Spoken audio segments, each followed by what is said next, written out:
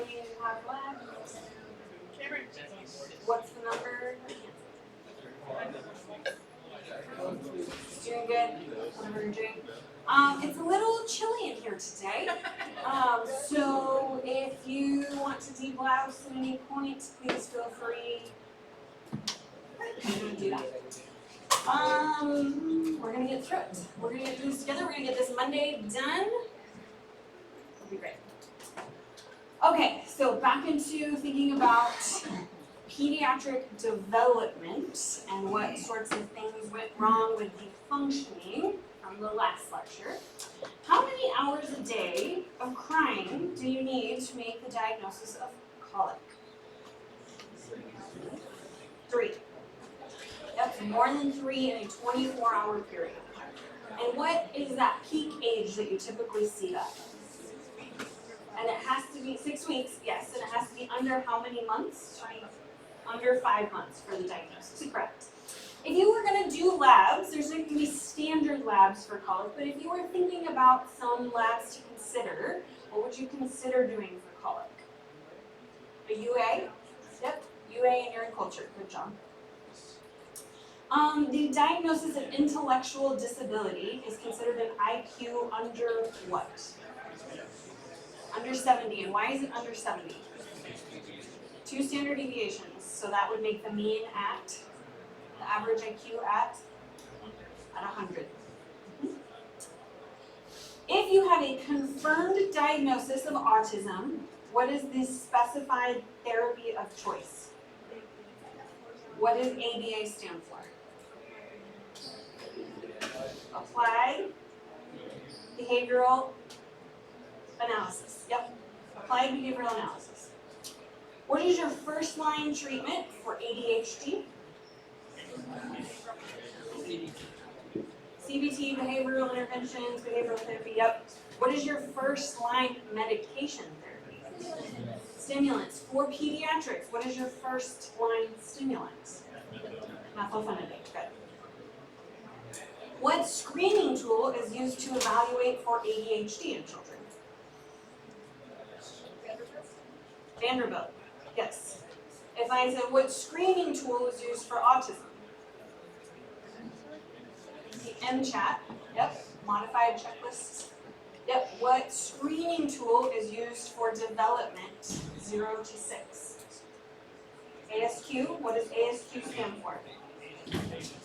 Ages and stages questionnaire, yep.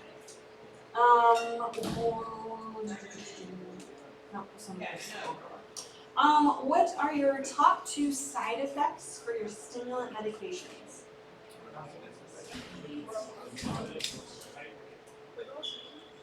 Appetite suppression, so I'm hearing weight loss and after all that nice stuff. So weight loss and sleep, insomnia.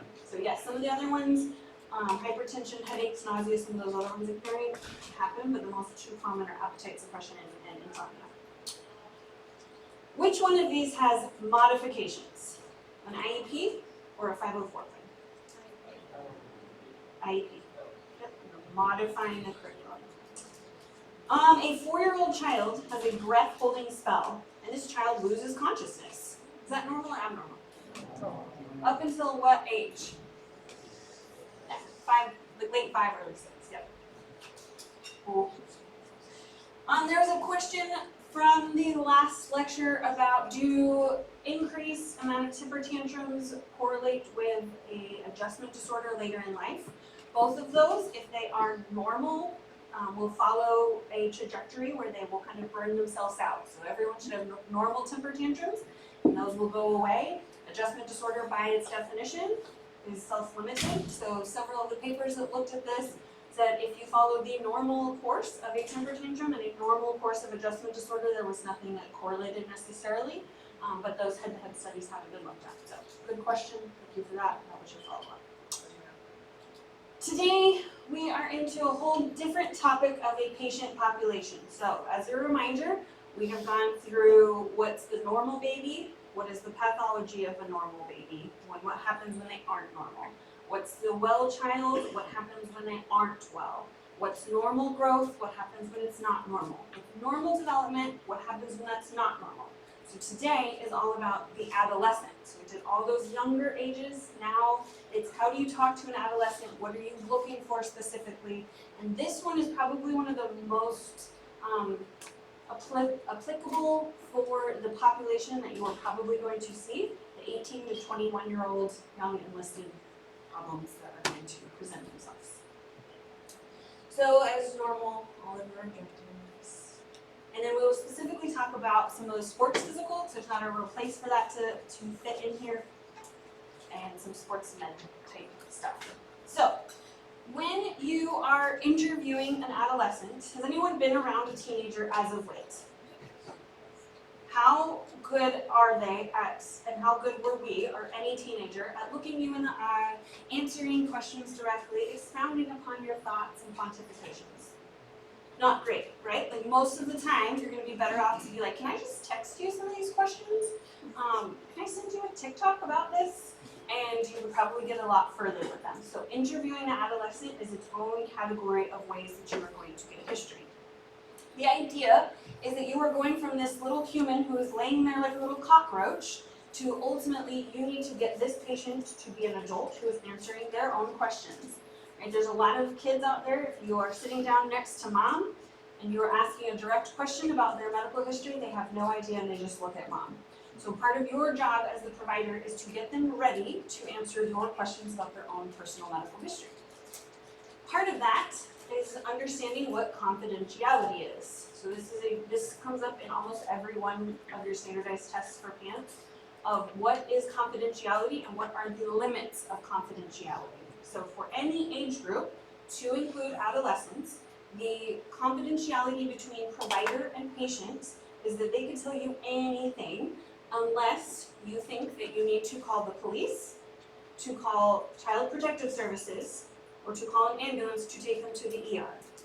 So really any age group, those are your three things. Do I need to call the police about this? Do I need to call CPS? Do I need to call an ambulance and take them to the ER? Outside of that, they can tell you anything. They can tell you I'm pregnant. They can tell you I smoke cigarettes. They can tell you I smoke marijuana. They can tell you I don't like my mom or dad. They can tell you any of those things. They cannot tell you if they want to harm themselves, harm others, or if they have some sort of abuse, sexual or physical abuse at home. So those are your limits of confidentiality for any age group, to include these teenagers. But beyond that, they have the same rights that the rest of your patient population have. Certainly accounting for developmental stage. If your 17-year-old patient tells you that they are smoking marijuana, that is a very different situation than if a 9-year-old comes in and tells you they're doing lines of cocaine. Very different. So please use your provider brain for what is developmentally and appropriate that you would expect that age to be doing. Okay? When you're thinking about how do you determine what is age appropriate, you're like, I don't really do this whole kid thing, I don't really know what's developmentally appropriate or not. This is a way to think about that. We've talked about up through school age where they have no concept of time. The whole idea of time is lost to them. You're like, Amazon's coming tomorrow, and they're like, is it here yet? In 15 minutes. No concept. So routine and processes are how they understand that. Once you get up into these school age years, they're very concrete thinkers. So your tweens, meaning your in-betweeners, they're not quite teens yet, your tweens are very concrete. Black, white, yes, no, good, bad, very concrete thinking. It shifts from very concrete to completely abstract. So now you have your 15 to 17-year-old, early mid-teens who are like existential, like what is life? What is the meaning of this? And they kind of have this real abstract. Later teens, they're starting to get into that operational mindset. How do I mix that gray area? How do I figure out how to function as an adult? Right? So that's what you're navigating, is that real concrete to totally abstract to meeting in the middle. And really, all of that chart says, be empathetic, be kind to them, be courteous, treat them like you would any of your other patients, approach it with much empathy. Because your teenagers, if you try to parent them, they will not talk to you. You are not their parent, you are their provider. If you try to buddy-buddy to them, they will also not talk to you. So it must stay very, very professional, and you would treat them, again, as you would for any of your other patients. So this is a slide that I need you to star, highlight, underline, all of these things for this one particularly, because this is how you were going to get a social history on a teenager. You are still going to ask the medical history, you're still going to ask the surgical and the family history in all the same ways, but this is the tool, the PEDS exam, of how you are going to get a specific, targeted social history for a teenager. You could use it for anybody, but this is what the American Academy of Pediatrics recommends for your teens. So the H, the first one, and I'll tell you how I ask it. So the H stands for home, or some sort of house. And so I usually ask, who lives with you? How many houses do you have? Do you have a mom and dad, and grandma, grandma on the week, dad on the weekends? How does it go? Who lives at home with you? And what is that like? Just open-ended question. What is that like? The E is going to stand for education. And so the first question then will be, do you go to school? So a lot of kids, I have found that some of the time when we had one issue where a child, a family was not sending their child to school or doing anything, right? So you will find that sometimes. Kids will answer that. So do you go to school? And you say, no, I'm homeschooled, I'm in a co-op, I got this, there's all kinds of different answers. What grade are you in? What grades do you get? If you say, are your grades good? They'll say yes. You say, do you get A's and B's, B's and C's, C's and D's, D's and F's? And then I usually in there ask about bullying as well, and if how they feel about school, do they do well, is there something they like, something they don't like. You get older and you're starting to think about that operational mindset. What do you want to be? Have you had plans after high school? Things like that. A, I learned a little different, so it's slash both of these. So I usually, rather than diving straight into alcohol, I will ask about activities. What do you do outside of school hours? And they'll sit there and they'll say nothing. And you're like, really? So you just stare at the wall for another 12 hours. And you're like, well, no.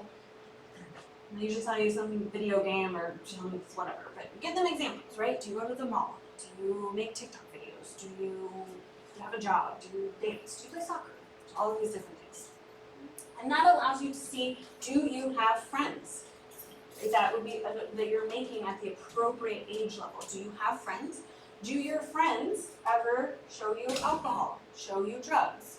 Have your friends ever tried that? Have you ever tried that? You ask and kind of walk your way into it as opposed to, hi, I'm Dr. Klein, do you do drugs? Right? It's a little way to warm up to them so you can build that rapport. Because that takes you to D, so it's asking about drugs, any kind of nicotine the same way that you would ask an adult, any kind of illicit drugs, any kinds of supplements, because a lot of times they'll be taking all kinds of things in wild ways, especially teenagers, the gym. Your D is diet. So do they know anything about that? Do they worry about their weight? Is it too high, too low? Do they think about this every day? That's a way to do it. And then sex. So the way I will usually ask that for a teenager is, do you think that you are a boy, a girl, both, or neither? Do you have sex with boys, girls, both, or neither? Do you have oral, anal, vaginal sex? How many partners have you had? Have you ever heard of sexually transmitted infections? Have you ever been tested for them? Do you want to be tested today? So you can walk them through all the different pieces of that. If you say, do you use protection? They will nod, and then you'll say, what is protection? And they will say, I don't know. Right? So you have to walk them through, what does that mean to you? And then suicide depression, so we will get a screener when they first come in. The younger kids, I usually ask it like the weather. So we'll say, if your mood was like the weather, do you feel like it's mostly sunny? Do you feel like sometimes there's clouds? Do you feel like that it's rainy, or is it thunderstorms all the time? So you can kind of, for those younger kids, for the older kids who have more of that abstract mindset, you would understand some of the anxiety and depression. And then I added always one more S in the way I learned it and put it up there. So safety was the last one. Is there anywhere in this world that you don't feel safe? You can ask about driver's license at that point. You can ask about anyone who's hitting them, domestic abuse, any of that. So that is how the mnemonic that you will use when you are on your PEDS rotation if you have an adolescent patient. And will be expected that you can do a full HEDS exam to be able to come out with all of this information. The thing to know about this, how many guard and reserve do we have in here? So you guys are going to be going out.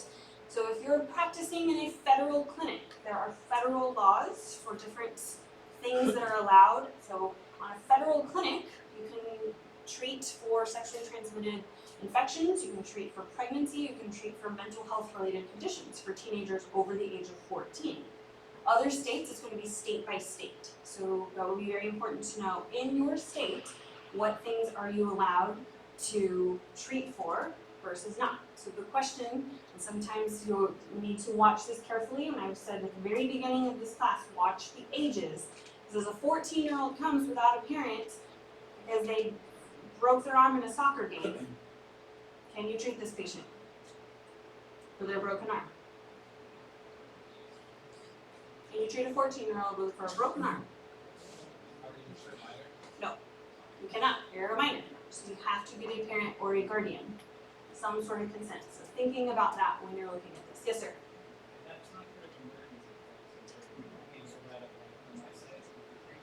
Correct. Life, limb, or eyesight, and they're brought into an emergency situation, yes. If it is a non-emergent situation, you do not have that implied consent. Correct. So, knowing your state laws is going to be very important. Yes, sir? So this list is just like an FYI for state laws differ. One of the bullets is mature minors, and then it never goes into that.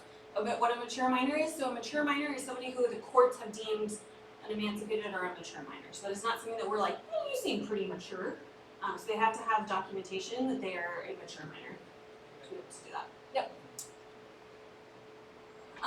Yeah, and so that's something to think about as a provider. What if you have a 16-year-old who shows up for a refill on their albuterol medication? You're gonna turn them away, you're gonna FaceTime mom, you're gonna call mom, you're gonna say you have to reschedule for later in the day. These are all those questions that you as the team leader will be in charge of thinking through if you are seeing people under the age of 18 in your practice. So, nothing you need to know here. Please do not spend your time memorizing this, just to be aware that there are different state laws depending on where you practice. So if you moonlight, or if you are going to be out there in the civilian world, that will matter. Okay. Questions about adolescent interviewing? Seems pretty straightforward. So I moved some of this. So we know you've already had endo, and I love PEDS endo, but if I put this at the end of block 3, right before you guys graduate, you will come at me with pitchforks and dragon claws because you don't want to see this then. You don't want to see it now, I don't know. But we're going to talk about different adolescent growth, specifically with puberty now instead of in the endo chapter. But I'm going to assume then that you know this stuff into block 3 when we get there. I also secretly wanted to be an PEDS endocrinologist, so not even secretly because I'm telling a large group form. So this stuff is near and dear to me. And this is where the pants will get you, for sure. So when we're talking about puberty for a female, so we're going to start with females. And hopefully this should be a review from sophomore semester. The average onset of puberty is going to be age 11. Typically it'll be within about a year from when mom started puberty, one way or the other. And the range that I need you to know is 9 to 13. So 9 is, I'm sorry, 8 to 13 for girls, 9 to 14 for boys. So 8 is great, 13 too late. So rhyming doesn't work as soon as I said 9. So if you see any kind of question, if you see any kind of patient in real life who's got stuff going on and they're younger than 8, you need to be thinking precocious puberty. This is too early. Something is going on. This isn't where it should be. If you see a 14, 15, 16-year-old who has not started any kind of puberty, that should make you think the other way. Something is wrong. This is too delayed. Something has happened. So please star, underline, highlight. The onset of true puberty is breastbudding. So when I say true puberty, that means that it is starting from where? Where does true puberty start from? Narnia, the heart, the brain. Where does true puberty start from? Where inside the brain? Yes, the HPA. So when the pituitary gets the signals, when the pituitary starts sending signals out, that is where true puberty starts. So the first step for girls from true puberty is going to be breast budding. And so that will be something else to know as a provider, is that breast buds are not the same thing as an increase in your subcutaneous fatty tissue. So you might see somebody that has some subcutaneous fatty tissue and you're like, oh my goodness, is this breast buds? You will have to palpate, and we're palpating for a small pea-like, kind of almost tender little mass right under the areola. If you don't have that, you do not have true puberty. That is the first sign. So that is what you have to have for thelarchy and to start puberty, SMR2, so sexual immaturity rating. If you see something, or you see a note, or you see a preceptor talk about Tanner staging, Tanner stages were the old way, now it is SMR, sexual maturity rating. So they're all 2, 3, 4, 5, but same. The next part after thelarchy is going to be adrenarchy. So the adrenal glands get that signal to turn on, so you start seeing more of those androgens. And then after about a year, you will then start to get that peak growth velocity. So the growth turns on from the brain, thelarchy, adrenarchy, peak growth velocity, and then finally the very end is going to be menarche. So the first time that they come in and you feel those breast buds and say, puberty has started. And then the parents will sometimes freak out and say, when does that mean she's going to get her period? Your answer is about 2 years from the time that you have breast buds. Give or take, but about 2 years. So let's say today is the first day you see breast buds, you can tell that family in about a year she's going to go through a big growth spurt, and then about another year from that is when she will likely start her period. So about that 2-year time frame. After that, and it's also important to know, the reason why we care if it's so early is if they are super young when this happens. Let's say they're 5 or 6. You're like, well, who cares? What if they just start puberty early? Who cares? Well, if they're really, really small, and now they've hit that growth velocity, that means their terminal height at what, 4 foot 5 inches, 4 foot 7 inches, right? You don't want them to not be able to get to the gas pedals. So you want to make sure that they're an appropriate adult height by the time that their growth is going to halt, because once they have hit menarche, you don't have much more than a centimeter or 2 after that point. So overall, it's going to take anywhere from 2.5 to that 4 to 5 year period. Most people take about 4 years to start to finish their girls. Be aware of these pictures. What they will try to do, it's much like the APGAR scoring. So SMR stage 1 for breast development is a prepubertal girl. SMR 5 is an adult female, so they're going to try to get you at 2, 3, or 4. Usually they will try to get you between 3 and 4. So 2 is going to have your breast buds. Between 3 and 4 is determining the enlargement. Do you have the areolar involvement? And the classic definition of 4 is the mound on mound breast. So be able to differentiate particularly 2, 3, and 4 to make sure you know what those are. Same thing for pubic hair. So 1 is prepubertal, there's nothing there. 5 is a fully adult female that has normal adult female hair and distribution. So the important parts are 2, 3, and 4. 2, you have some hair that is initiated. 3 is more of the correct type, so it's more coarse. 4, it's the complete right amount of hair without the distribution. And then 5 is your distribution. You're able to make sure you can differentiate what SMR stage is this person at, and is that developmentally and age appropriate. If you would like to see it in the same in word form as opposed to with picture form, that is for you to study. So now we're switching over to males. So males are going to be completely different. So where does true puberty start? Does true puberty start from the pituitary? And for males, it's not necessarily breast buds. The first sign of true puberty in males is testicular enlargement. So that is your biggest thing that you will see. That is their going from SMR1 to SMR2. And true puberty starting is that testicular enlargement. So their age range is 9 to 14. So a little bit to the right. So again, 8 is great, 13 too late for a girl. For a boy, 9 is fine, 14 that's mean. So shift it over a little bit to the right. Yes, ma'am. So your ranges. So 8 to 13 is your range of normal puberty to start for a girl. 9 to 14 is your normal range to start for a boy. So if he hasn't started anything and he's 13, you're still normal. If she hasn't started anything, abnormal.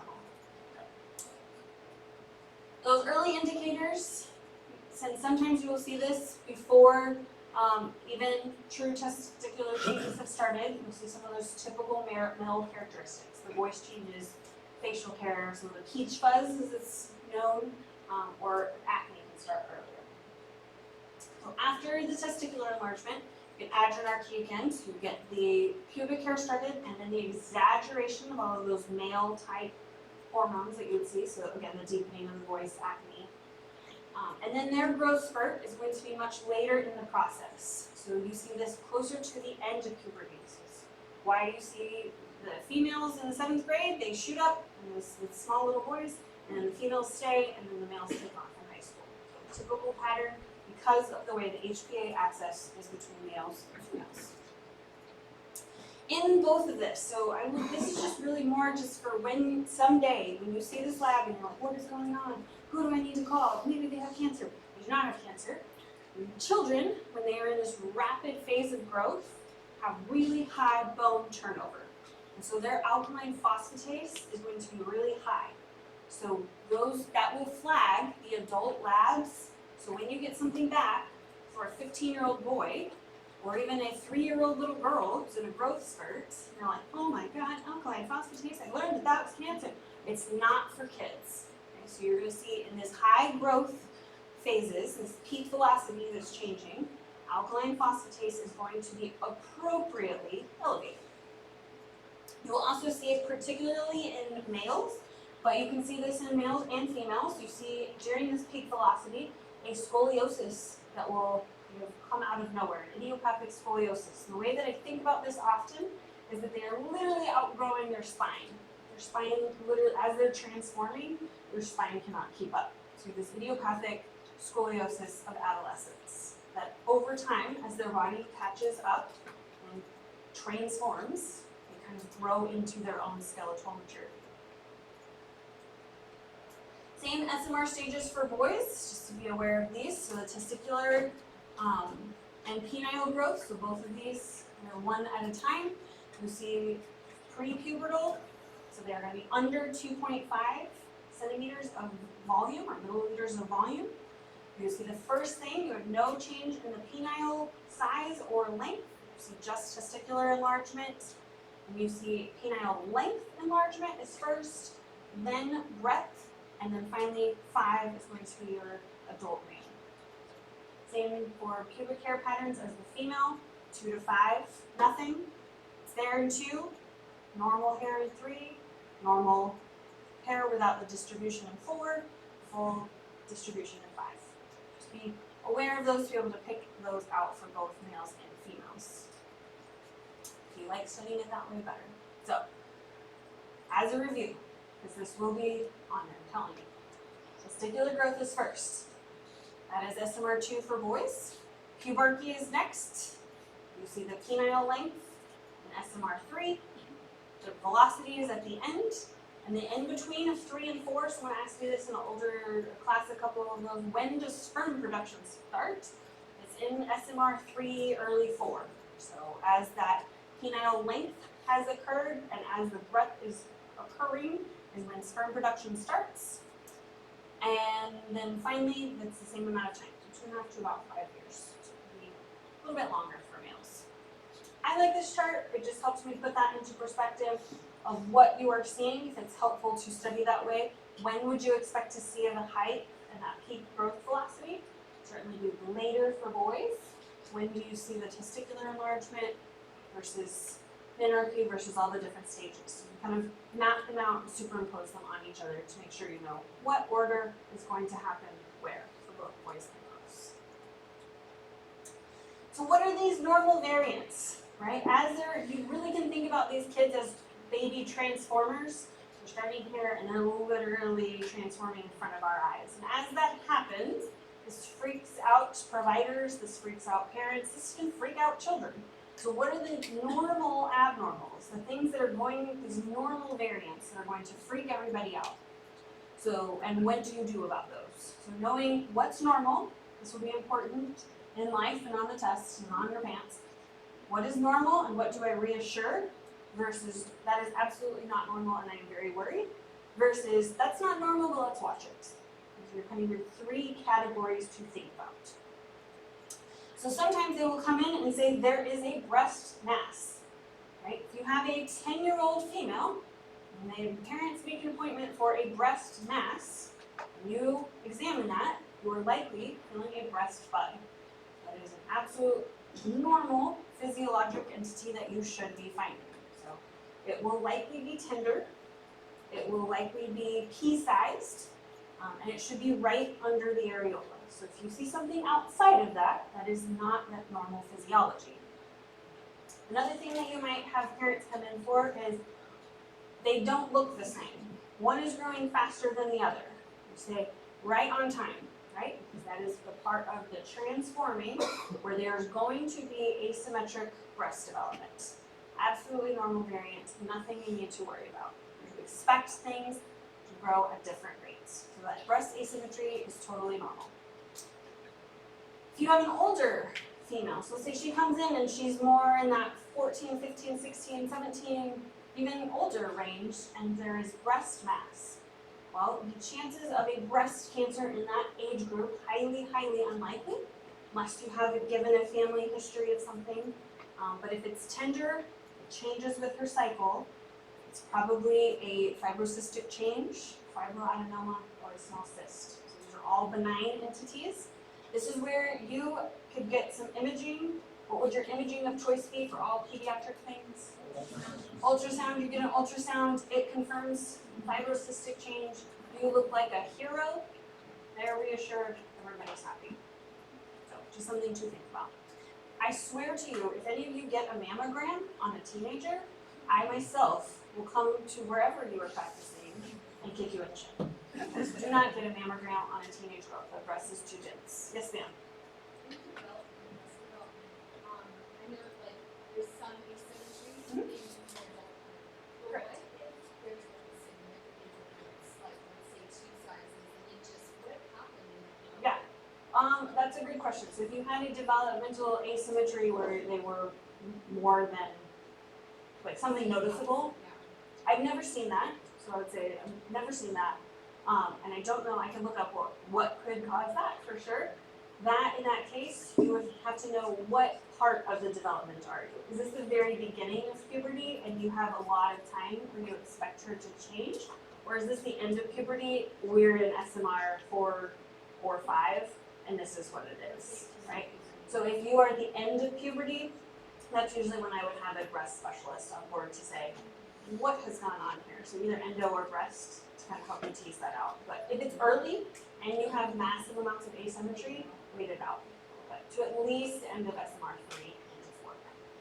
Good question. Another normal variant. So this will show up on your schedule some days. We'll say vaginal discharge. If you see a prepubertal or early pubertal girl who has a leukorrhea that has no odor, no color, and is not pruritic in nature, totally normal. Is her body starting to respond to some of the different hormones of estrogen, progesterone, starting to make a vaginal lubricant? Totally normal. So if you are freaked out by this, if the family is freaked out, you could get a vaginal culture with a self-swab. You do not need, please, if after you've gotten a mammogram and I've come kicked you, and then you come and you do a pap or a pelvic exam on a prepubertal girl like this, I will come kick you in your other shin. So do not do that. So if you are going to get any labs or imaging, self-swabs and ultrasounds. So that's the takeaway, because if you think it's normal, if you're like, I think this is a normal variant, I don't know, don't do mammograms, don't do pelvics, don't do PAPs. Are we going to do PAPs for teenagers? What age do we start PAPs? What if they're having sex? 21. What if they have anything going on? 21. No PAPs. Pelvics if you need to sometimes. for those older cases, but for physiologic leukorrhea, no pelvics, no PEDS. If they meet that definition, so it's no odor, no color, no pruritus. So, what's in, okay, so those were those normal development. That's the normal, I don't need to worry about that at all. I tell them, I reassure them that is normal. This is that middle category. So this is that middle, could be normal, maybe normal. We need to do a little bit of workup to see if this is normal. So you can have premature thelarchy. So this would be true breast buds, true breast development in a young girl, and you're thinking, Klein beat that into our heads. That's true puberty. That's a breast bud. That's from the HPA axis. I know this. But you see no other signs of development, no other signs of puberty, and this is before the age of 8. So you have a 5, 6, 7-year-old who has true breast buds. What do you do about that? What is that going to look like? So number one, you're going to do an actual exam to make sure, is that a true breast bud? You're not feeling something else. The other thing then you will be doing is to do a bone age. And that bone age, so picture one radiograph of your left hand, and you are trying to see, are you skeletally aligned to your actual age? The reason that I want to look at that is if you have a 6-year-old who has the bones of a 9-year-old, you're very concerned that her growth potential is already tapped. Right? She's showing that she's way too early. She's going through precocious puberty, and she is going to be much too small. So if it's just breast development, and her bone age correlates, you are doing okay. So can you just say, okay, we're good to go? Well, not quite. You need a little bit more of a workup. So your workup is going to be in your history to see, is there excess estrogen coming from somewhere? Right? Usually in a test question, they'll give you like, family has recently become vegan and they are only eating soy products 3 meals a day. And you're like, exogenous estrogen. So anything where you're seeing there is excess estrogen is something to look for there. But also consider, hey, is it true precocious puberty going on? Is there any kind of estrogen secreting tumor somewhere? So that would be something else to think about. On her growth charts, you're going to be looking at, is she hitting that peak velocity? So you're seeing that instead of 4 to 5 centimeters a year, are you up in that 7 to 8 aggressive amount that she is growing?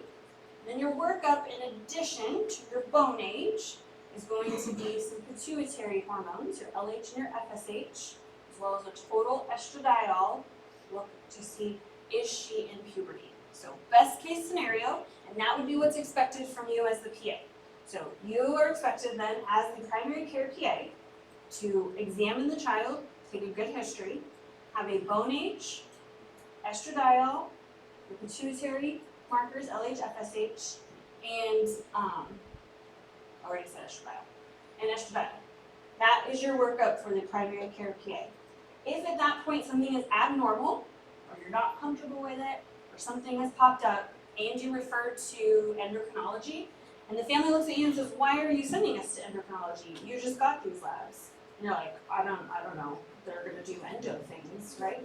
The endo things that they would be doing would be to look at, do we have any tumors in the brain? So you want to make sure that if endo wants that scan, that they are getting it, because it could require sedation for the child. It could be certain series that they want, like a Sella series for the Sella turcica. That they are getting any kind of pelvic ultrasounds that they would want to look at certain angles of an ovary or a uterus that they would look at, and then any kind of GnRH stimulation tests. So those would be some of the reasons, would be for specific imaging and some specific pituitary stimulation tests. That's what endo would be doing. So please know your patients are going to ask you if they're like, we're going to send you to cardiology, we're going to send you to endo, we're going to send you wherever you're going to refer them to. Be able to answer a brief why. Right? You're just like, I don't know. Right? You're going to lose some of that trust between them. If you can answer a little bit as to why, that's what will be important. So what I need you to know test-wise, and the PANTS requires you, is what are you going to be responsible for? What I need you to know in real life is if you send a patient somewhere, what is your clinical question and what might you be sending them there for? What other things? What are the things that we need to work up? Well, we could have premature adrenarche, so that would be another one of the and entities. So again, this would be under 8 for girls, under 9 for boys. And you can see any combination of kind of, I consider this the male puberty type things, androgen things. So if you have a 2-year-old female that you're like, she stinks, she has body odor, right? A 2-year-old should smell like they've been rolling around and playing in the grass. They shouldn't smell like a 16-year-old boy. There's acne, there's pubic hair, there's something going on with this young girl or young boy. Typically it will be in that toddler range, is typically what it is. So you don't see anything with true breast buds. You see no testicular enlargement, so you don't have that true puberty. And it can be associated with some large body habitus, or if they had some trauma where there was some brain involved or a CNS insult. There's some enzymes in fat cells that can convert things over into androgens. If you remember way back from biochemistry. So that is sometimes how that excess weight gets involved there. You can also have growth hormones that will turn the adrenal glands on a little bit early. So what are you going to do for here? So yeah, there might be a congenital adrenal hyperplasia that got missed. So certainly I'm going to go back and check the newborn screens. Did we miss that at all, or was it a partial? Is there a tumor hiding out somewhere that's pushing on that adrenal gland? Is there an exogenous glucocorticoid? You have a Cushing's type syndrome. What I've actually seen is, and this one is probably more than extra estrogen, is that you have an extra testosterone coming from somewhere. So common things that we have seen is that someone in the family, oftentimes dad, is using a testosterone supplement. It's oftentimes a gel, and so dad puts gel on in the morning and then picks up baby girl. And so that is onto her skin and it's absorbing just like it would for dad. And now baby has this exogenous testosterone. Same exact thing, you will look, there's that growth velocity involved, so your growth charts are going to be important. And then this time, rather than checking for the hormones that are involved for female puberty, you're starting to look, is the adrenal gland turned on? So you're looking for the bone age again. Does the bone correlate to how old this child is? You would expect it to correlate and not be older. And then you're looking at your male androgens, so your androstenedione, your total testosterone level, your dihydrogen, DHEAS, dihydroandrostenedione, I think is what it is, that's sulfated. So that's the S, is it's sulfated, so that you know that it is from the adrenal gland. Your 17-hydroxyprogesterone is going to be, hey, do I have that buildup in the adrenal glands for a missed CAH? So that's why you would be getting that. So that would be all of those hormones and those androgens that are associated with premature adrenergy. I would say in practice, most of the time, if you get a bone age and a DHEAS, your diagnosis is made from the get-go. If you get that, and you are comfortable with that, and there are no signs of true puberty, as the primary care PA, you can stop. If something is out of whack and you are sending them on to endocrinology, this will be, this time they are trying to stimulate the pituitary for ACTH, so this is going to be the downstream effect, and then any kind of other further imaging of the adrenals. This would be the far side then. So there was the normal variance, there was the variance that we need to work up because it could go either way. This one, never normal. So if you have premature testicularity, so true puberty has started in males, so you have enlarged testicular volume, and you're thinking, how am I getting this? Is it really just, this is a large testicle? Seems large. If you have a pediatrician or pediatric clinic, you should see this tool. Does anyone know what this is called? It's an orchidometer. It truly goes, each bead is a different size of cc's or milliliters, and you literally will hold up the bead next to the testicle size to approximate how large the testicles are. So that's an orchidometer. And this one preceptor was real weird. He used to like wear it around like a necklace. and it like scarred me forever. And he used it for every single patient. So I don't recommend that if you are going to be seeing kids, but having that available so that you can actually approximate the size of the testicles, especially for this, will be very important. The reason being, if you have premature testicularity, you have a 50% chance that there is going to be a brain tumor in that young boy. So it is not like premature thelarchy where sometimes you can just have breast buds. If you have true early testicular development, half of those boys will have a brain tumor in the pituitary. So this would be a case, do not stop, go, call endocrine, say, I need an MRI for this patient ASAP because I'm afraid they have a tumor. Know that one. This is always abnormal. 5 more minutes. Okay, the other one, and I guess this is the middle one, I should probably put that in the middle. That you will often see for males, we talked about some of the female and then what crosses over, is gynecomastia. Most of the time, this is going to be what you're seeing in males. Adolescent males, it's a toss-up. It's a coin toss. Half are going to have gynecomastia, half aren't. So I won't ask in this room which half you belonged to, but that's just the epidemiology of that. Most of the time it is idiopathic and it is part of the coin flip of going through puberty. And it will feel much like a breast bud. Much like a breast bud in a boy, with some increase in that subcutaneous fatty tissue as well. It will eventually subside as they continue through their Tanner stage. Most of these are just normal and they just need reassurance. The big distinguishing characteristic, and the thing to look for in real life and on your exams, is their discharge coming from the breast. If you have discharge from the nipples, it is unlikely to be idiopathic gynecomastia. It's more likely pathologic with some sort of exogenous prolactin source, prolactinoma being the most common. So there's oftentimes much that they can do medication-wise if there is a prolactinoma, but that would be, how do you distinguish? Is there discharge? So there will be tenderness, pain, asymmetry, breast buds, all of that will be the same. Is there discharge? If yes, more concerning for not benign in nature.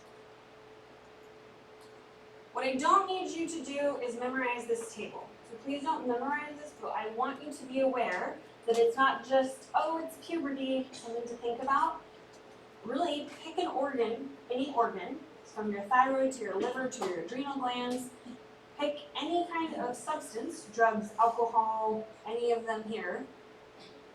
And you could see that the differential for gynecomastia is quite large. So your history and early evaluation of this, before you just say, it's normal puberty, make sure you've done your due diligence to do a workup on these kids for comprehensive. Especially because this can be somewhat, cause some mental anguish in young men. So yeah, that would be the other thing, last thing. If this is causing mental anguish to a teenage boy, send him to endocrinology. It is not worth that fight. Provider to provider, send him to endocrinology. So that would be one.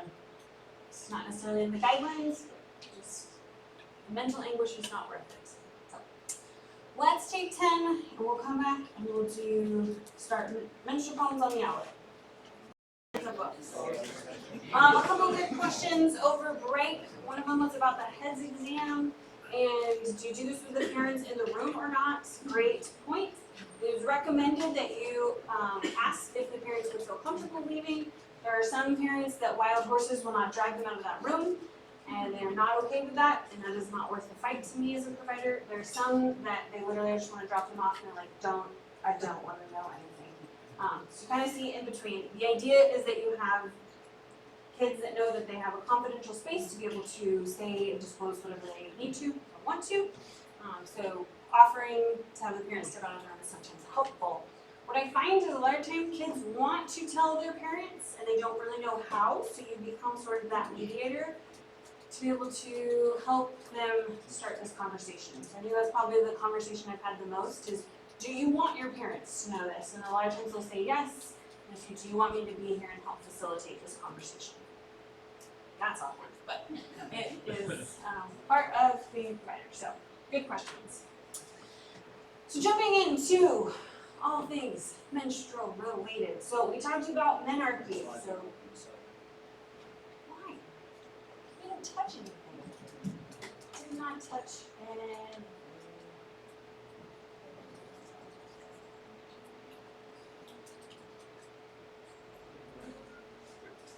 This character is decided it is too hot.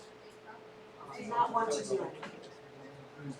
So, menarche has started. We have gotten the growth velocity. We are good to go. Typically, again, about a year from when her mother started. So the thing to ask is, when did her period start? Because the first about 3 years, 2 to 3, be generous and say 3 years, after menarche, you have all kinds of variability in the cycle. Some are anovulatory, some have more uterine lining, some have more cramps. Sometimes the timing is vastly different and is wider, sometimes it is shorter, sometimes there's spotting in between. If you are in those first 2 to 3 years and you have all of this variation, that's a total normal variant pattern. Nothing you need to worry about. You get more worried if they had a completely normal, regular menstrual cycle at one point, and it is now not normal. So those first 3 years, a lot of variability, most of the time again from anovulatory. But it can be anywhere from those 3 weeks to more of that 5-week range. Outside of that, you can see those rates vary a little bit. So when we say, is your period normal? And a patient will say yes to just about everything. What are you actually asking them? So when you say, is your period normal? You are saying it is usually between 3 to 5 weeks from the first day to the next first day. That would be considered normal.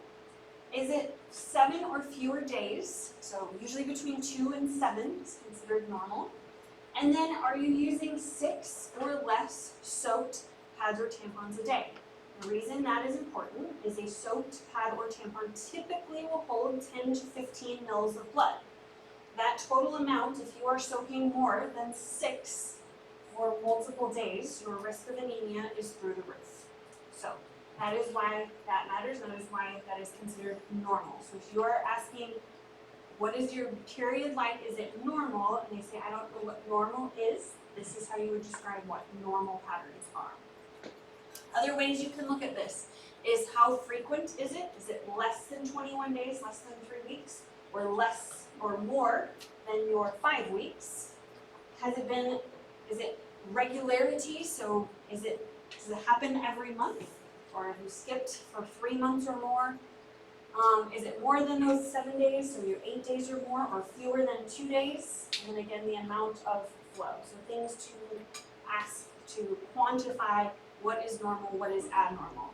When it is abnormal, OB-GYN or any other specialty provider will want to know, is the duration, regularity, frequency, amount of blood loss, which one of these or multiple of these are abnormal when you're taking a menstrual history.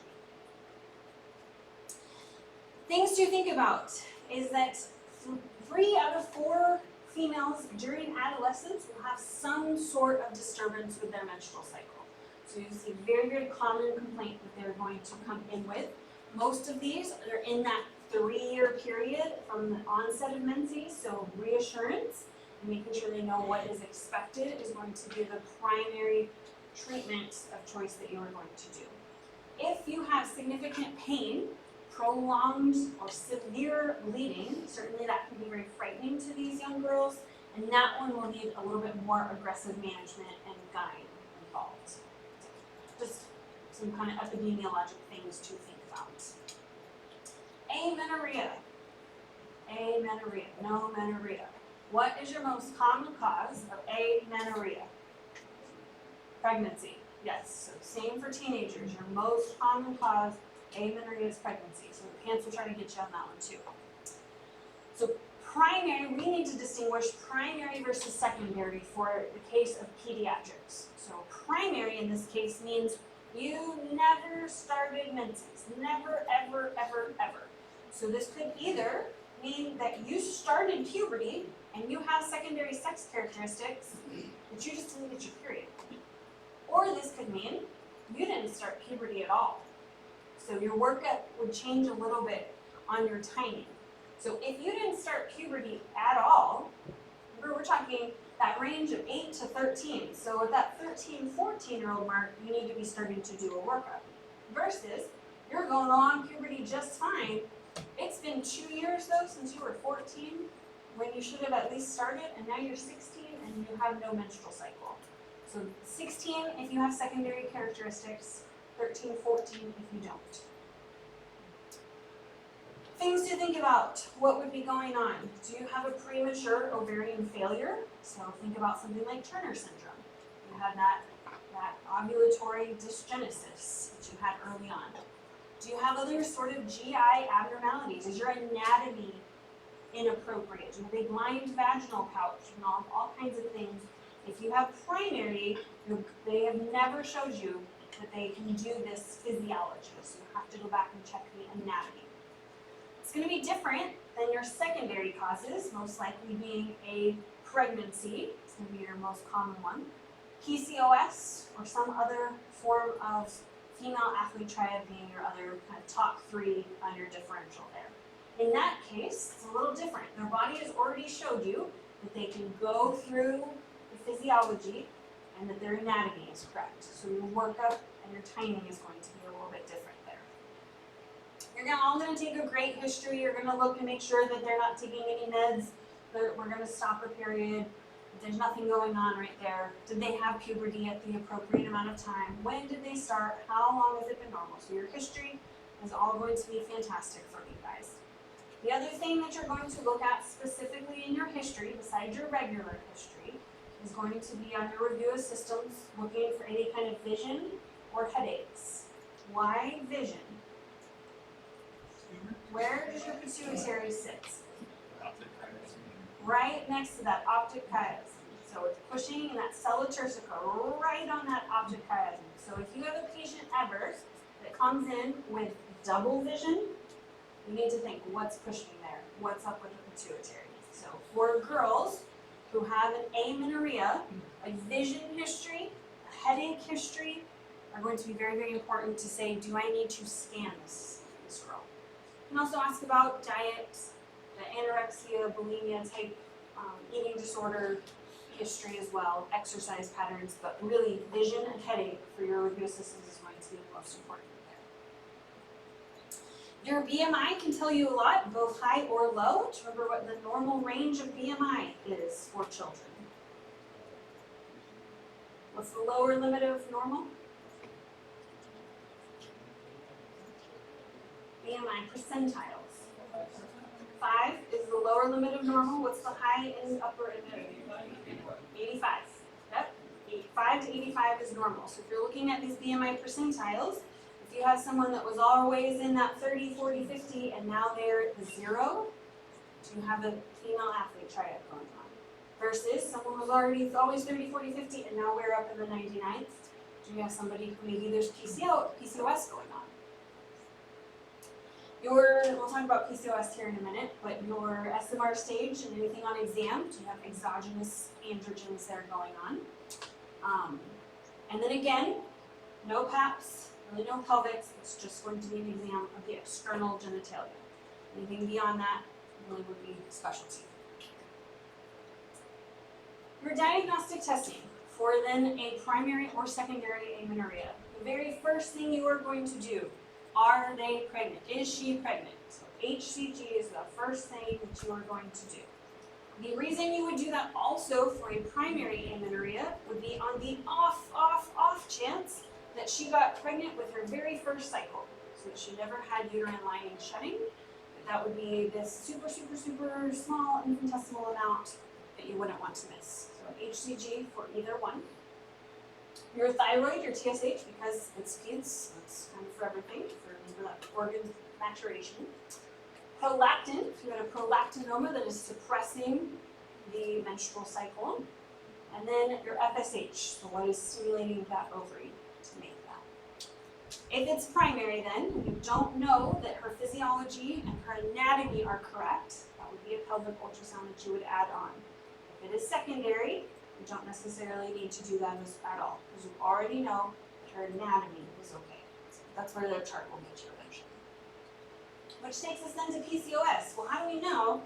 Do we need an ultrasound If it's PCOS, so that was the other primary stuff, but what do we do for PCOS? So we've seen that happen a lot of times. So things that you're going to see in all kinds of the categories, this should be a review for you guys, is some sort of clinical signs of hyperandrogen. So that could look like facial hair in a girl. That could look like severe acne on her chest and back. That could look like any combination thereof. Menstrual irregularities, that could mean her cycles are every 50 days, and she could have amenorrhea for months. That could come in various flavors as well. Certainly if you had an ultrasound where you had polycystic ovaries, that would be one of the criteria. And then if you have some sort of sign where there is either obesity or insulin resistance. So for instance, if she came in with just acanthosis and you saw facial hair in this girl, technically you could make that diagnosis. You have menstrual irregularities plus the hirsutism. So I think it's always really interesting that you technically, since you only need 2 of the criteria, so clinical signs of hirsutism or biochemical, your menstrual history, and then polycystic ovaries. If you didn't have your ultrasound for polycystic ovaries, you technically don't need that to make your diagnosis of polycystic ovarian syndrome. I don't know why I think that's so interesting. I just do. So, know that you'll probably need that for women's health more. But the end of the day, amenorrhea that is persistent needs definitive care.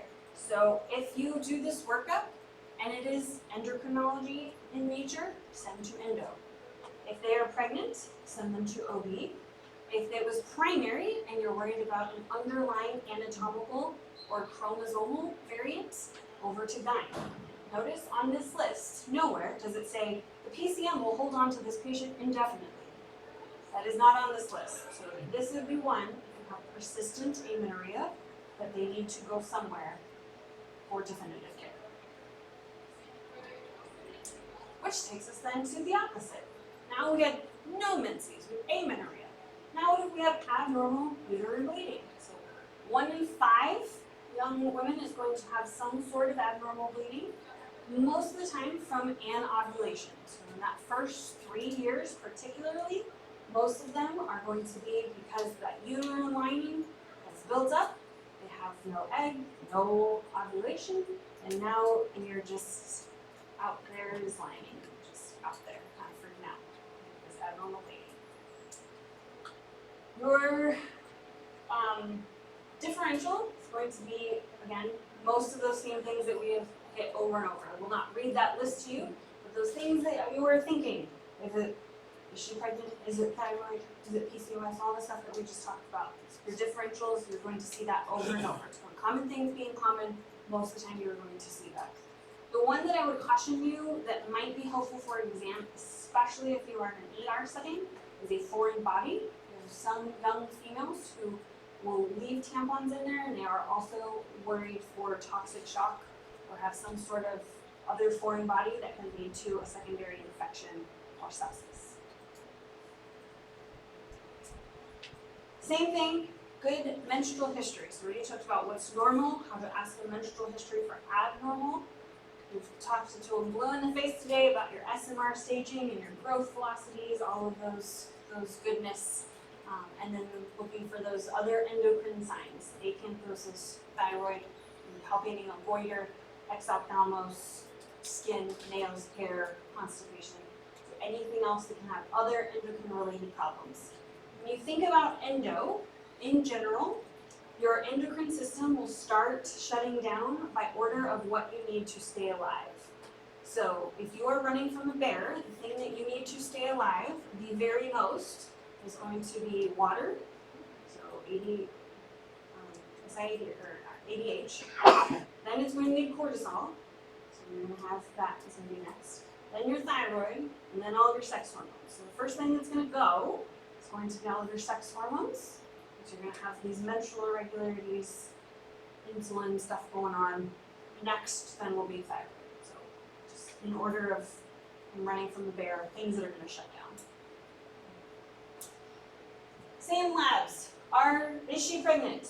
Always check that HCG. Most places, I believe the BAMC protocol across the street is if she is 10 or older, they will automatically get an HCG. You're nodding like in that. Is it 10? It was 10.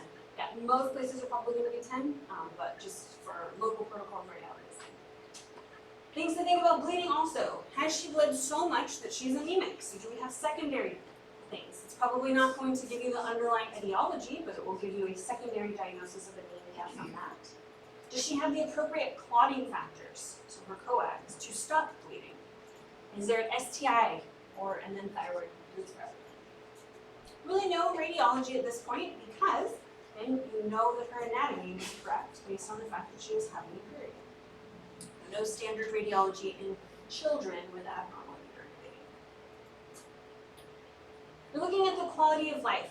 How much is this affecting her? So is this, I cannot go to school for 3 to 4 days a month. I am a young soldier and I am missing a week of work every time. So what is the quality of life? Same question you will ask for dysmenorrhea. And then what are those secondary characteristics? Is she losing so much blood that she has an iron deficiency anemia and needs treatment for that? Or does she just need to cook in a cast iron skillet or have a diet high in iron? So thinking about those type of things. When you're thinking, I need to do some additional treatment, please think about the combination OCP. So it needs to have both estrogen and progesterone. The reason that I say it like this is because somebody misses this every single time.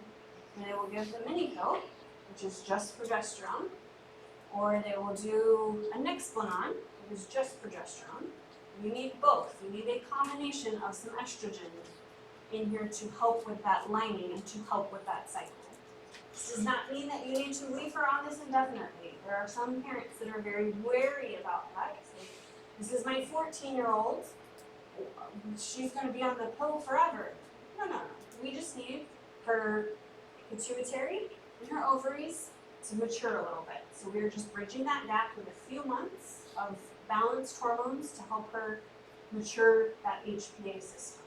So that's usually how I describe that. If you have a contraindication, that would be the only time that you would want to use progesterone only. Do you remember the contraindications to combined OCPs? Migraines, what kind of migraines? Migraines with aura, yep. History of clotting. Say that again? History of clotting. A history of a known clot. Over smoking and over 35, yep. Not in this. Yep. And then any kind of estrogen tumors. So thinking about that. So as long as this teenage girls aren't in that, you are good to go with a combined.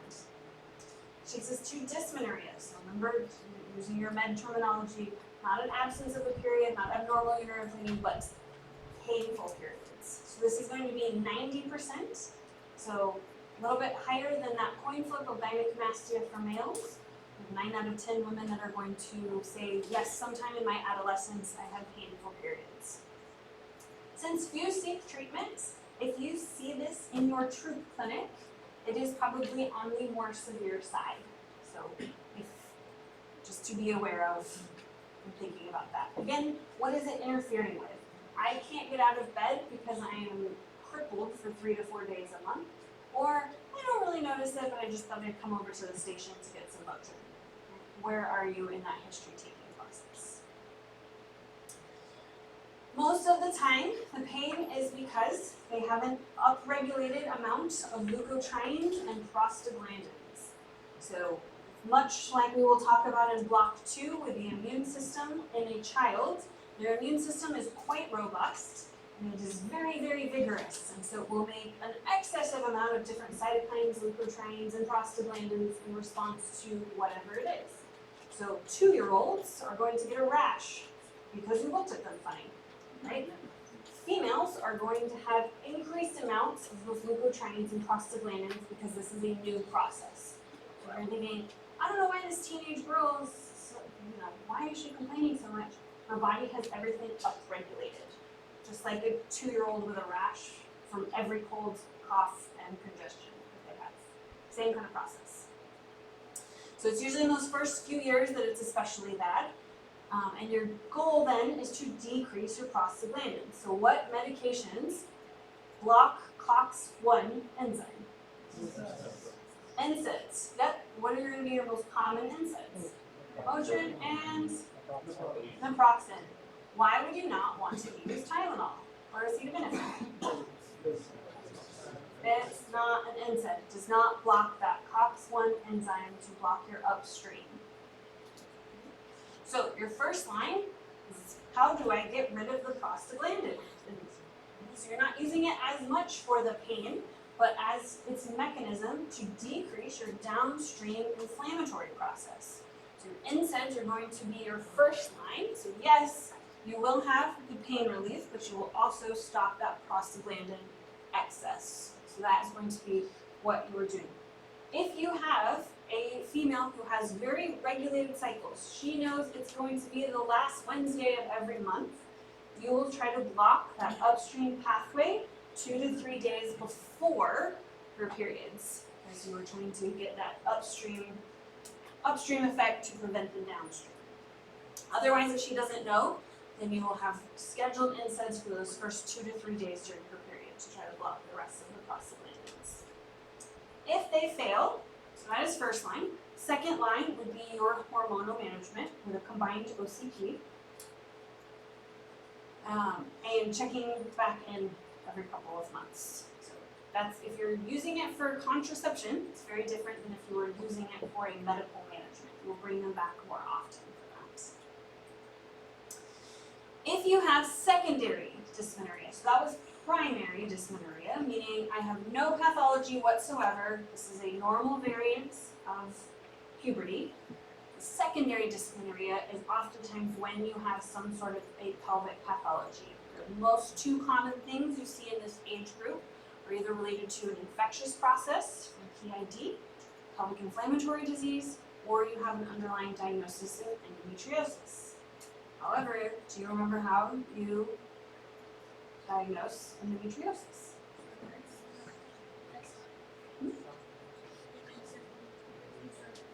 Cured?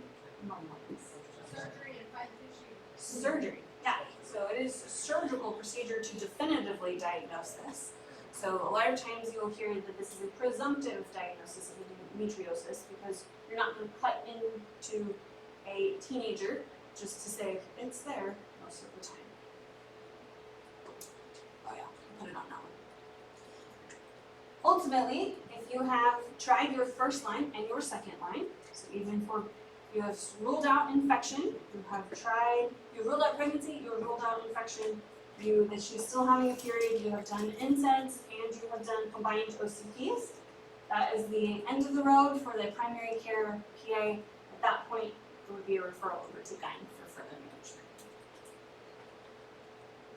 Okay, so a quick check. And then we'll continue on. What are your exceptions to confidentiality for teenagers? Self-harm, harm to others, abuse, specifically physical and sexual abuse, yes. What are the signs of true puberty in a female? P-larvae, yep. And in males? Cessula, yep. What age warrants a further workup for primary amenorrhea if you don't have any secondary sexual characteristics for a female? Yep, 13, 14. And what about if you do have some secondary sex characteristics? Yep, 16. Okay. Completely different topic then. So we got through all of that puberty. When we get to the endocrine chapter, I guess I'll remind you to think of them.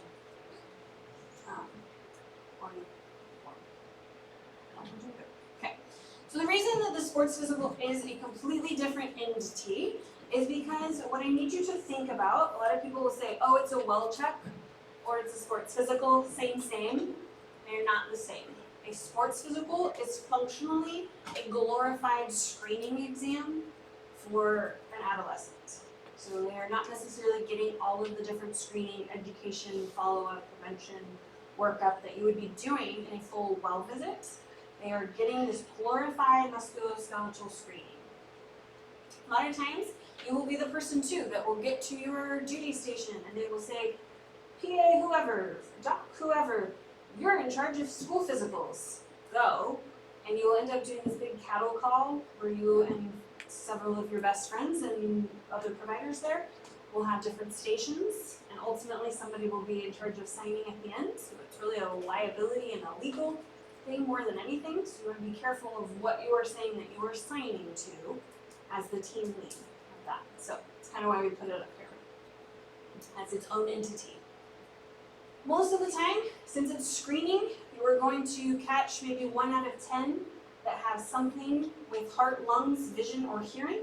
But really, at the end of the day, I think the numbers have less than 1%, and I maybe have slightly higher, those that I excluded, at least until a further workup is done. And it does not replace this, and it's more for liability than anything else.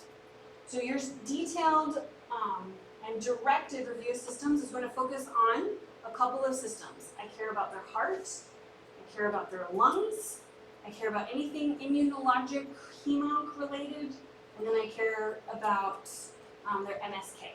So those are the big ones. We'll talk about some of the other ones that we'll look at a little bit, but those are your big ones. Can you hear? Can you see? Are your heart and lungs and muscles okay? If you grew up in the 90s and early 2000s, you used to go in for sports physicals and you had to like get an EKG and pee in a cup and you had labs, you had all this other stuff. All of that is gone. So there are no standard labs for a sports physical, no standard imaging. So don't let that trip you up on a pants question. Do not pick anything for a standard sports physical. Certainly if you had certain, they say, oh yeah, everyone in my family has long QT syndrome. Like, for God's sake, get an EKG. But standard, you don't need to do that. It's a good time to update and look at immunizations that they might need for their age and to at least talk to them. Most important component is going to then be your history. When I say their history of heart disease, family history in a pediatric world is not grandma had heart disease when she was 95. I'm looking at, did anyone in your family have a diagnosed cardiac condition before the age of 40? Does anyone have a cardiomyopathy? Has anyone ever told you that you have a congenital cardiac disease? So did you or someone in your family have something under 40? Do you have exertional chest pain? So that's my other question. It's not, if you ask a child, do you have chest pain? Remember, they're transforming, so they will all say yes. It hurts when I run, my PD teacher makes me run and it hurts. And you're like, yes, that is true. So exertional chest pain is what you're looking for there. So to tease out, is that cardio or pulmonary? And then any kind of weird skipped beats. And one patient who, not mine, my colleague's patient, she kept getting diagnosed with anxiety over and over and over, and had all kinds of anxiety, and then she wasn't getting any better, and she was doing sports and swimming, and the whole time she had a line of SVT that was being missed. And so asking about those skipped beats, extra beats, palpitations, occasionally you will find those things. So these are the things, yes, you're always going to get vital signs and growth charts. Yes, you are going to look at height and weight, so those are your standard ones that you're going to look at every single time. Usually there's an eye station because you are setting these kids up for failure if you have not screened for eyesight, and they are going to play any kind of sport that requires any kind of hand-eye coordination. That's just me as a provider. Like, good luck in baseball, can't see. Like, that's just terrible. Your lymph nodes, certainly. Your cardiac exam is going to be in multiple positions. So laying back, seated, standing, valsalvaing are all important for that. Certainly you don't get out of anywhere without a heart and lung exam. The other one I wanted to point you to is a quick skin exam. And the reason that you're doing that is for a couple of things. Number one, do you see any severe acne in this child that you could intervene because they're there? But really from a sports participation, do they have something going on that's going to be communicable to others? So think about the wrestler and have some sort of staph or strep infection. So that's why you're really looking for that. Genitourinary, this is males only, or checking for hernias. And then your MSK should be where the bulk of your time is spent on the exam portion of your exam. So your head to toe exam, all of those that we just talked about, I would also check for scoliosis while you're doing that. Again, female pelvics not preferred. So like I said, most of this, awesome. These would be things to know. So who are you gonna say, I'm absolutely excluding you? So this is gonna be the ones that I've picked out of a list on the next slide. So things to think about. If you have seizures, you can still participate. If you have not had a seizure in the last 6 months and it is well controlled. So you've seen neurology, you're on a med, you're controlled, or you've been taken off the med and you have had no seizures in 6 months. This is usually the same rules as driving, which is terrifying for, if you really think about it. Side note, if you were thinking about driving, it's the patient who tells you if they've had a seizure for the last 6 months or not. That's terrifying. But, so at least you have a parent here, maybe a pediatric neurologist. But, so are they well controlled? Has it been more than 6 months? If those two things, then yes. If not those two things, then no. The other thing is stage 2 hypertension. So we'll talk about hypertension in a later lecture and how you classify that for a child, not as the adult ranges, but as a child. So not your pre-hypertensive, even stage 1, but truly uncontrolled stage 2 is a no-go. And then your first 28 days after diagnosis with mono, worried about a splenic rupture. The rest of this list, at this point in your PA career, please come talk to me if this is not an obvious list, right? Of things that I would pull a child from sports for. A history of recent concussions and some symptoms of post-concussive, hypertrophic cardiomyopathies, active myocarditis, eating disorders where they're not compliant, sickle cell disease, coronary artery, right, you could read down this list. So if some of these are not obvious to you at this point, let me know, because I pulled the ones out that had those specifics, the hypertensive stage 2, your seizures, and then that mono for 28 days. Yes, ma'am? And when talking about children with seizures, Mhm. does it matter what sport they're playing? Obviously, swimming is not really a good idea. Yes, so we will talk about that in PEDS neurology. The sports are broken down into 3 categories. So type 1, type 2, and type 3. Type 1 is you're good to go, like golf, right? You could have a seizure, you'd be totally fine.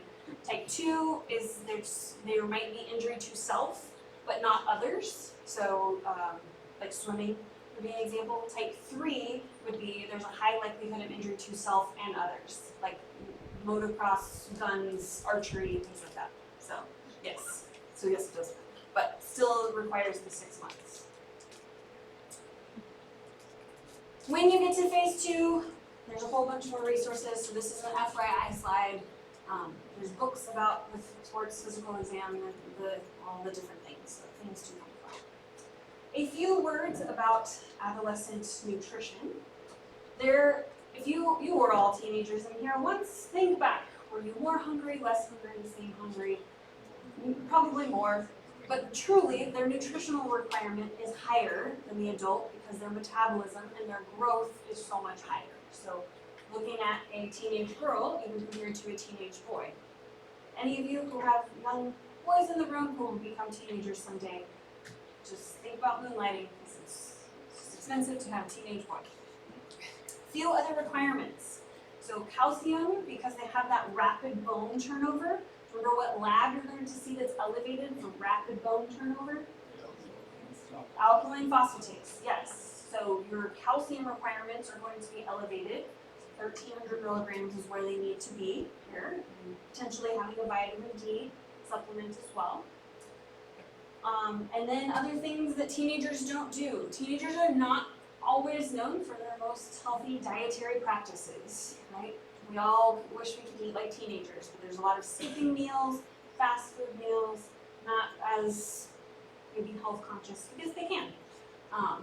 And so things to think about if you have an athlete is, are they getting the appropriate nutrition that has all of the different components, iron, calcium, and the appropriate caloric intake. Which then takes us to obesity. What I need you to take away from obesity is that for adolescents, we are still using the BMI percentiles, so it is still that 5 to 85 for normal, 85 to 95 for overweight, over 95 percentile for obese. Now, there are ways to calculate your ideal body weight. So if you're looking at the teenage boy who's very muscular and has hit early development or whatever, you can calculate that as well. For our purposes, I still just need you to know the percentiles. When you are doing a good dietary history, is this from a lifestyle and a family intake, in the way that they are living, or is there some sort of secondary cause going on? The same culprits as ever, your thyroid, diabetes, some of those endo things that we talked about. What I do need you to know is if you, especially in this culture where everyone is just a little bit bigger than they were, especially here in San Antonio, we have San Antonio supersized children here, is if you are under the age of 7, I do not need you to lose weight ever. If you are under 7 and you have not undergone any kind of puberty, which by definition you should not have, you have lots of linear growth potential, lots of time to grow up. So we don't ever want under 7 to lose weight. We want them to hold and then grow into themselves. If you're above 7, you want to only lose 1 pound a month. That would be your absolute maximum to get into a healthy BMI. You do not need to get down to the 50th percentile or the 25th or 70th to get them under 85 percentile and then allow that linear growth to help as well. So no more than, above the age of 7, no more than 1 pound a month to that normal BMI range. And this is one where they always get you, this is one where the military is actually kind of helpful, those SMART goals. So do you make a goal for the child and the family that is actually attainable, that makes sense, that is relevant, tiny, all of the different SMART goals, right? So you should be able to pull out which one of those, if you see examples of that, hopefully you'll all get 100 on that, right? If you say exercise more, not a SMART goal. If you say 3 times a week after school, I need you to ride your bike for 20 minutes a day. It's a SMART goal. If you say no more video games, not a SMART goal. On weekdays after school, no video games. On the weekends, no more than 2 hours of video games. That would be an example of a SMART goal. So lots of examples of ways that you could write those. Lots of them for both diets and lifestyles. I think this is the last section. We might get into this. So, the last part of adolescent health is the prevalence of increase in mental health issues. We all lived through 2020 and we all saw the rise of that in many a teenager. And so we see it is still continued to be a big health crisis. So this is something you will encounter both with soldiers and any other teenagers that come through.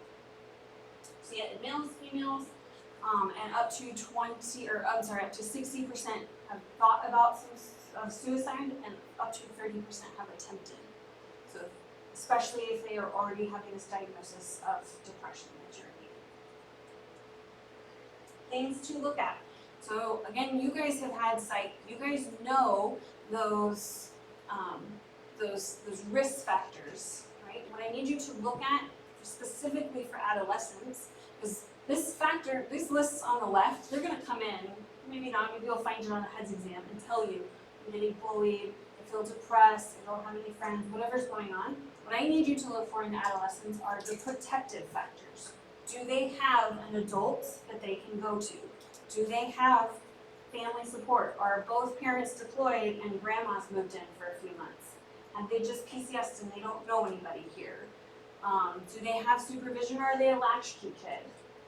What is their peer group? Do they have any friends? And then any kind of, what is their plan after high school or after middle school? If they say, I have no plans, I hate school, I don't have any friends, I hate everything, and both parents are deployed, it's a very different teenager than the one who tells you, yeah, I want to go be a nurse at Harvard and I volunteer on the weekends in the Humane Society.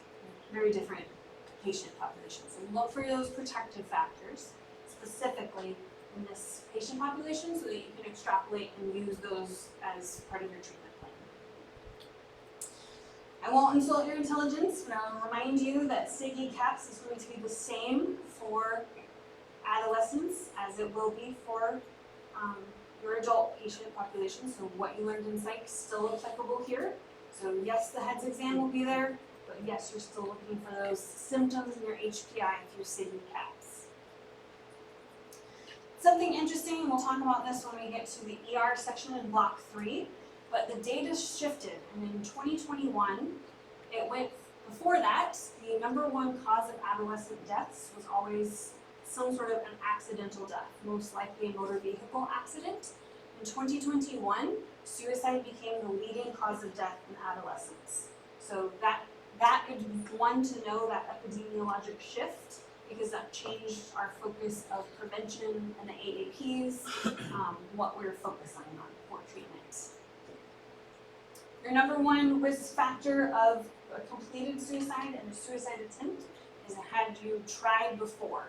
So those 30% with depression that have tried are more likely to try again in the future. So that's what we were seeing. Number one risk factor is have you tried in the past, more likely to try again. Certainly the rest of these, substance abuse, depression, anxiety, family stressors, make sense as well. Your screener that you are going to use is going to be your patient health questionnaire number 2. So it's a PHQ-2. It's 2 questions. If or when that flags, there is a longer version, the patient health questionnaire number 9. So what your standard answers you should have for you and your technician someday is, if this screener flags with a 2, go ahead and screen them with the 9. Otherwise, they will ask you every single time. So your response as a provider, from both good patient care and legal responsibility, if your 2 flags to your PHQ-9. Your scoring is as follows. So the different mild, moderate, severe categories, obviously the screening, you're going to be talking to your patient, but the risk goes up the higher your score.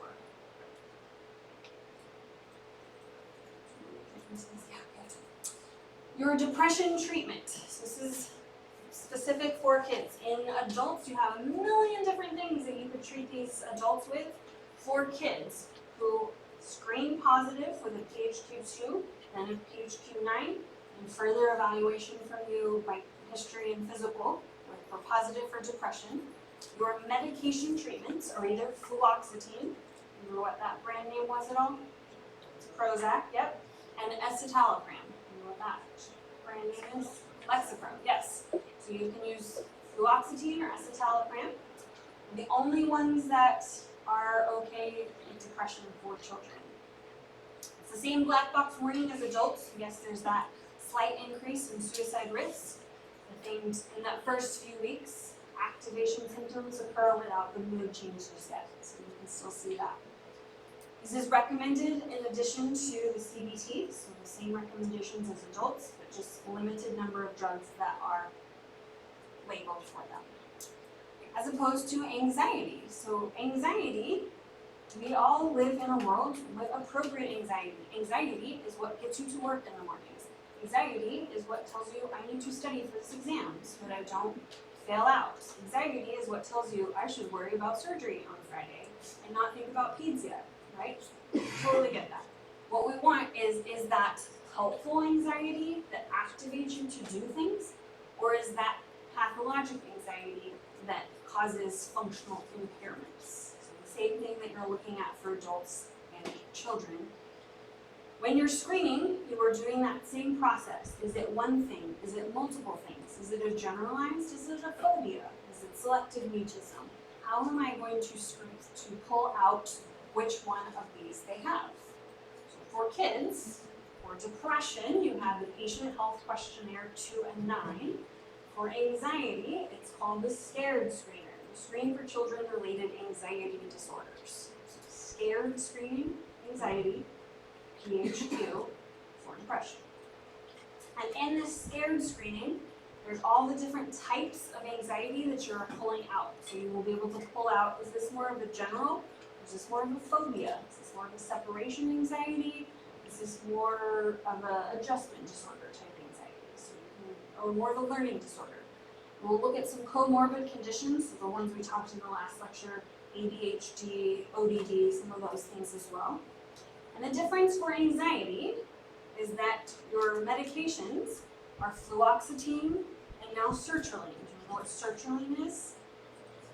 Zoloft, yes. So a lot of times you'll see the first line for pediatrics is going to be fluoxetine, because you can use it for both. Zoloft is only going to then be FDA approved for anxiety, or sertraline, and escitalopram is only going to be for depression. Fluoxetine is your drug that can cover both. So if you had one go-to, your anxiety, depression, it's usually why it's fluoxetine for us. Still with CBT, if you get past that, I've tried fluoxetine, I've tried sertraline or escitalopram, depending on the side, that would be your cue. Now we need to go to psychiatry, because I've exhausted my first and second line drugs. And then one last word on drugs. And speaking of, kids will use drugs, kids will use street drugs, kids will come in and they'll call them all kinds of things. I have learned more names of street drugs from the actual patients themselves than anything that I could ever teach you. So make sure you know what they are actually taking if they tell you that in your heads exam, and that what combinations or what synthetic things you could see as this side effect. So certainly it's going to matter if you're outpatient and the patient in front of you is fine versus if this is an ER setting. That went away. So we'll come over here. The CRAFT screener, so another screener, is for substance abuse in these kids. So has anyone told you you need to stop doing this? Do you do this to relax? Do you do this when you're alone? Have family and friends told you this is not okay? No, I explained. So CRAFT screener is what you're doing for that. Be careful if you have a family who wants you to do screening labs for their child. I cannot make a teenager go pee in a cup. That is going to be one of the things I cannot do. So what setting are you in? Are you in an ER setting where it matters for your treatment right then and there? Or are you in an outpatient setting where a parent is demanding you make their child pee in a cup? And how will that change your management? So be careful, but know that those urine does exist. So, what was your screener for ADHD? Vanderbilt's. What's your screener for autism? MCHAP. What's your screener for substance abuse? CRAFT. What's your screener for anxiety? Scared. What's your screener for depression? Please know those. What can you use to treat depression? Fluoxetine and escitalopram. And what are you using for anxiety? Fluoxetine and sertraline. Good. Your counseling is what for that? What can it increase? What's your black box warning for SSRI, suicide? And how long do you before you see improvement in their symptoms? 4 to 6 weeks in teenagers usually. So following up. Thank you guys. I know it was hot. I will see you tomorrow at 10 for PEDS. We will finish out all of block 1. See you